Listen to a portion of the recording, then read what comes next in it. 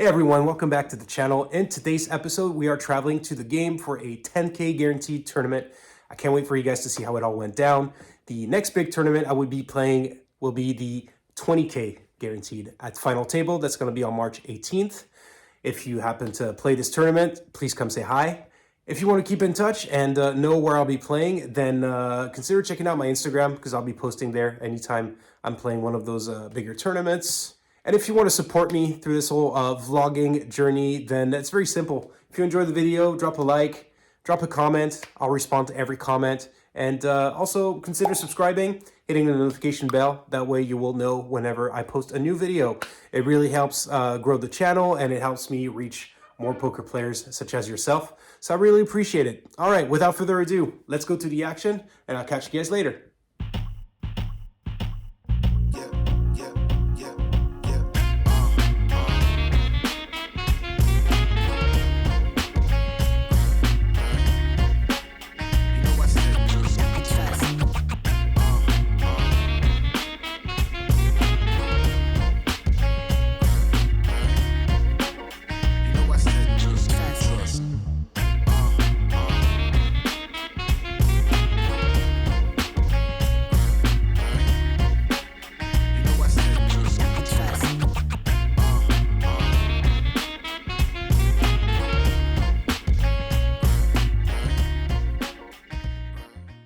An hour goes by before we play a hand when we look down at pocket aces in the low jack. Action folds to us, and with blinds at 200, 400, we make it 1500, a little bit on the larger side in these early stages of the tournament, and sadly, because of our very tight image at the table, both blinds fold. We don't get involved in many hands for the next hour or so, but we lose a couple of pots, and with blinds going through, we end up losing about a third of our stack. We pick up the action just before first break at the 400, 800 level when we look down at pocket sevens in the cutoff. It folds to us, we open to 2000 and the small blind comes along. We've seen this player limp almost every hand and calling huge raises with very marginal hands. The flop comes deuce, 3, queen with 2 diamonds and the small blind checks to us. We're confident that our hand is good here, but there are a lot of turn and river cards that could complicate things for us. Also, we can get some value from diamonds and maybe even a deuce or a 3 versus this particular opponent. We throw out a half pot bet of 2500 and the small blind folds. We go on break with about 23,000 and we take the $100 add-on for 25k chips. So we're in for a total of $300. And the next hand we get involved in, we're at the 600, 1200 level with the big blind ante of 1200. We see a limp from under the gun 1. Action folds around to us and we look down at king 4 suited. Our stack has been dwindling down with every orbit and we've been folding for a half hour straight. We decide this is the time to capitalize on our tight image and raise to 4800. Everything goes to plan as the big blind and under the gun 1 player fold. We chip up by adding about 8% to our stack uncontested. A few hands later we look down at pocket jacks in the big blind. We see a limp from the hijack, a limp from the cutoff, and the button, who recently joined the table, makes a pretty substantial raise to 7,000. We're not too concerned about the hijack, but the cutoff has been playing all kinds of trash hands, smashing boards, and stacking players. A pretty interesting spot here, most notably because of stack sizes. If we call this raise, we're investing around 15% of our stack, and we're pretty sure that at least the cutoff will come along, so we would be going 3 ways, out of position, to a flop with a strong but vulnerable hand, and that doesn't sound like a good proposition. We briefly considered folding, but ultimately went for the third option, all in. With our tight image, we can get the button to fold all but their strongest hands, and we felt like we might get a double up from the cutoff because they've been playing like a maniac. So we put our stack in the middle. Unsurprisingly, the hijack folds, and our plan is perfectly executed when the cutoff calls, they cover us, and the button folds. We're up against queen 9 offsuit, a great spot for us to double up and then some. Let's see a board. We see a great flop of ace 5, 5. The 3 of clubs on the turn does bring a flush draw for our opponent though. Don't do it, dealer. Do not put another club out there. Whew. Rivers the 4 of hearts and we scoop an 85 big blind pot. Let's go.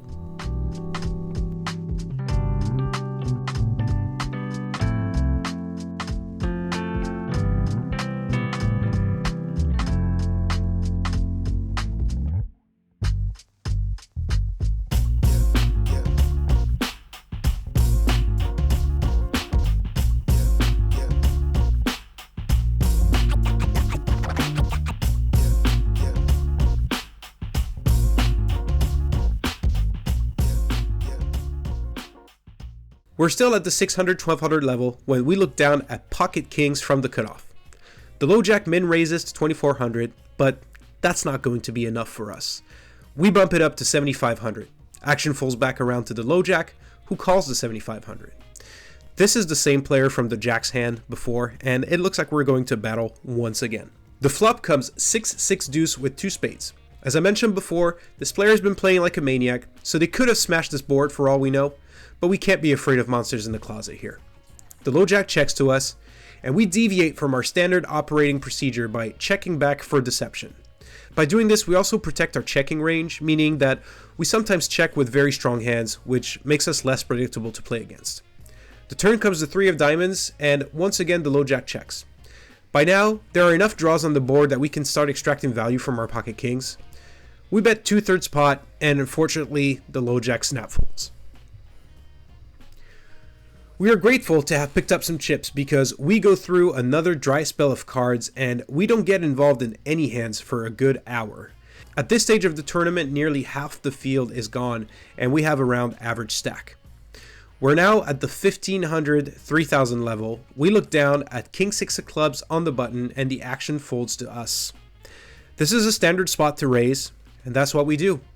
At this stage of the tournament where stacks are getting shallower, it's typical to see 2x or 2.5x raises. We elect to min raise to 6000, hoping that it gets the job done. The small blind folds, but the big blind defends. In retrospect, with the big blind ante in place, I should have probably raised more, since the big blind already has 6,000 chips invested in the pot. They're never going to fold for 3,000 more. We go heads up to the flop, which comes 9 jack 8 with 2 spades. Not much for us, except for 2 backdoor straight draws, if we want to be optimistic about it. The small blind checks to us, and while it's tempting to throw out a c-bet and forcefully take the spot away from our opponent, a wet and connected board like this one is probably not the best for that. We check back. The turn comes the 10 of spades, and at this point we all but wave the white flag. Maybe this will check down to the river and somehow our king high will be good? Nope, the big blind leads out for 7,500 and we throw our cards into the muck. A few hands later, we look down at king jack offsuit in the hijack. Action folds around to us, and this is another standard open. We go for 7,000 this time, the cutoff calls, and the blinds fold. We've seen this player call with a pretty wide range of hands over the course of this tournament. We go heads up to the flop, which comes jack, king, 3 with 2 hearts. We smash this board and flop 2 pair. This is another spot where letting our opponent catch up sounds tempting, but there's a good number of turns in river that are either going to put us in an uncomfortable spot or kill our action, like any heart, an ace, a queen, a 10. With that in mind, we elect to down bet to 5,000 into a pot of over 21,000, which should allow our opponent to continue with a wide range of hands. But they fold.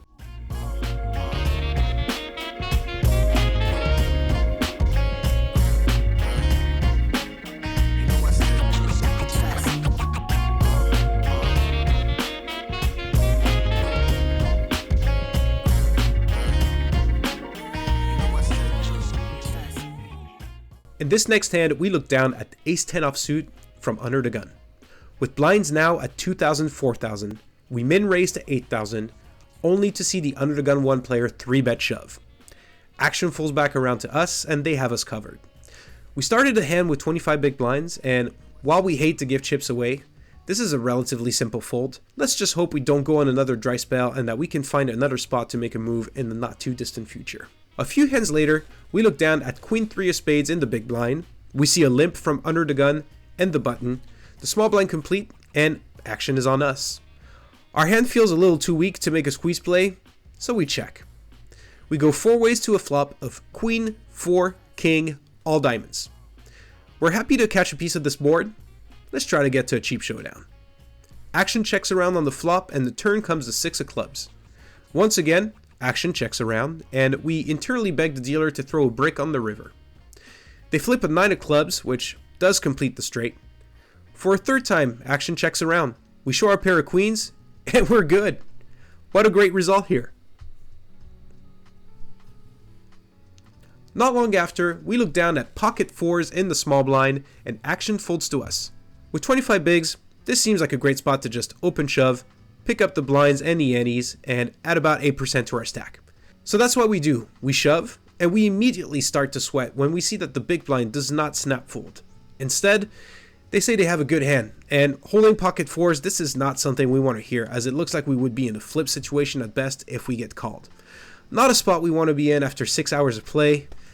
Come on, sir. This is just a simple blind steal operation. Just surrender your big blind. No one needs to get hurt here. After what feels like an eternity of me feeling like this on the inside, our opponent finally folds ace queen. Even though this was a flip and we might have gotten a full double up, this still feels like the better of the outcomes. Glad to be able to chip up here. Our opponent in this hand was Mike, and they said they would watch the vlog to see what we had. So there you go, Mike. Now you know. Shout out to Mike. Talking about shout outs, earlier in the tournament, this player got moved to our right, and when they sat down, they said, "Hi, Mark." And my gut reaction was to panic because I thought, oh man, clearly this person knows me and I have no idea who they are. This is so embarrassing, until they said they were a subscriber of the vlog, which was a huge relief and also a huge surprise. I asked this person and they gave their permission to share this picture. So this is Ronnie, and we were seated next to each other for about 15-20 minutes before he unfortunately got knocked out.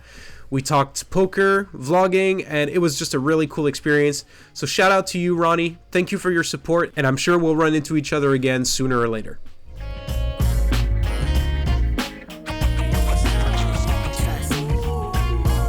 It's now pretty late in the tournament and players are busting left and right. This tournament had 64 entries total, and we are now down to the last 2 tables. When we play this next hand, there are 15 players left, 7 get paid, and we have about 10 big blinds. We have a long uphill battle ahead of ourselves if we hope to make a deep run and cash.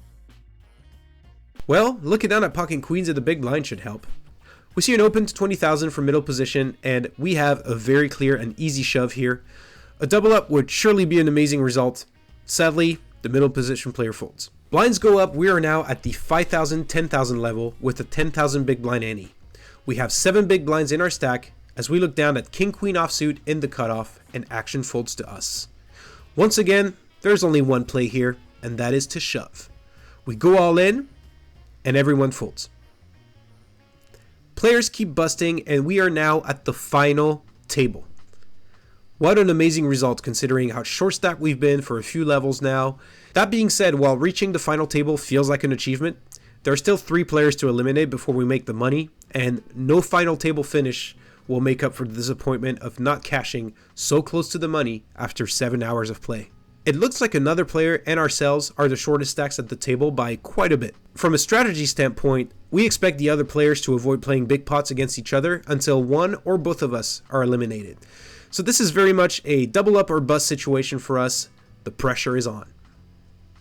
We have 6 big blinds in our stack when we look down at ace-6 of diamonds in the cutoff and action folds to us. This is a standard shove spot. We put our stack across the line expecting to be called by at least one player. That's not the case though, as everybody folds and we gladly chip up and get to survive another orbit. We mentioned that we expected players to sit tight and avoid big confrontations until ourselves and or the other short stack player busted.